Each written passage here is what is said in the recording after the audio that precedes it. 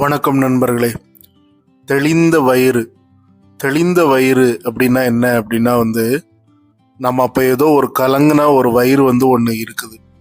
அது எப்படி போய் அந்த வயிறு ஏன் அவ்வளோ கலங்கி போய் உட்கார்ந்துருக்கு அப்படின்னா நம்ம தேவைக்கு அதிகமான உணவுகளை தினசரி வாழ்நாளில் நம்ம சேர்த்துக்கிட்டே இருக்கிறோம். எப்படி குப்பை தொட்டியில் அவ்வளோ உணவுகள் கண்டமேனிக்கு சேருதோ அதே மாதிரியாவே நம்ம வயிறை கூட நம்ம ஒரு குப்பை தொட்டி மாதிரியே சில நேரம் நம்ம நினைச்சு பாருங்க. காலையில ஒரு இட்லி, தோசை, பூரி, பொங்கல் ஏதாவது ஒன்று சாப்பிட்றோம். அப்படியே ஒரு 10 மணிக்கு வெளியில போறோம், ஒரு டீயை குடிக்கிறோம், வடையை சாப்பிட்றோம். அப்படியே அந்த பக்கமா இன்னொரு இடத்துக்கு போறோம், அங்க போய் ஒரு கூல் ட்ரிங்க்ஸ் குடிக்கிறோம்.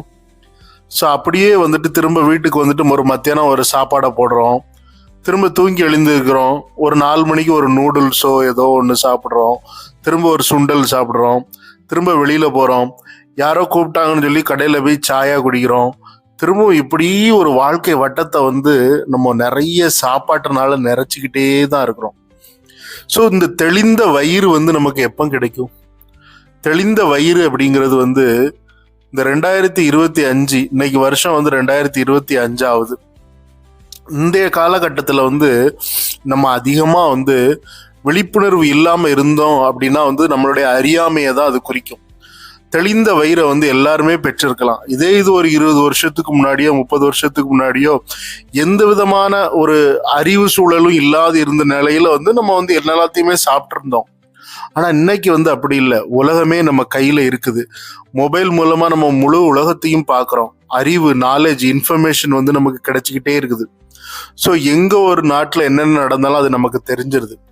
அப்போ இந்த அதிகப்படியான உணவுகளை சாப்பிடணும்னா என்னென்ன விளைவுகள் வரும், சுகர் எதனால வருது, எல்லா பற்றிய அறிவும் நமக்கு தெரியுது. ஆனாலும் நம்ம சாப்பிட்டுக்கிட்டே தான் இருக்கிறோம். இந்த சாப்பாட்டுல இருந்து கொஞ்சம் ஃபாஸ்டிங்கிற முறையை நம்ம கடைபிடிக்க ஆரம்பிக்கணும். அட்லீஸ்ட் இன்டர்மீடியட் ஃபாஸ்டிங் அது நம்ம செய்ய ஆரம்பிக்கணும். ஃபாஸ்டிங் இருக்கும்போது என்னென்ன நடக்குதுன்னா, வயிற்றுக்குள்ள கிட்னி, லிவரு, கணையம், இது எல்லாம் கொஞ்சம் ஒரு ஓய்வு நிலையை நோக்கி செல்லும்.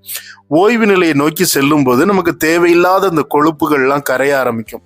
நம்ம ஸ்கின் மேல உள்ள தேவையில்லாத அழுக்குகள்லாம் அது எல்லாமே கொழுப்போட கரைஞ்சி நம்ம ஸ்கின் கூட க்ளோவா ஆரம்பிச்சிடும், ஒரு ஷைனிங்கா வர ஆரம்பிச்சிடும். எப்போ நம்ம உண்ணாவிரதம் இருக்கும்போது. உண்ணாவிரதம் அப்படி அந்த ஃபாஸ்டிங் இருக்கணும். அட்லீஸ்ட் ஒரு நாளைக்கு 2 வேளை உணவா நம்ம சாப்பிட பழகணும். ஒரு வேளையை மட்டுமாவது குறைச்சிட்டு அதுக்கப்புறம் நம்ம பார்க்கலாம். சரி.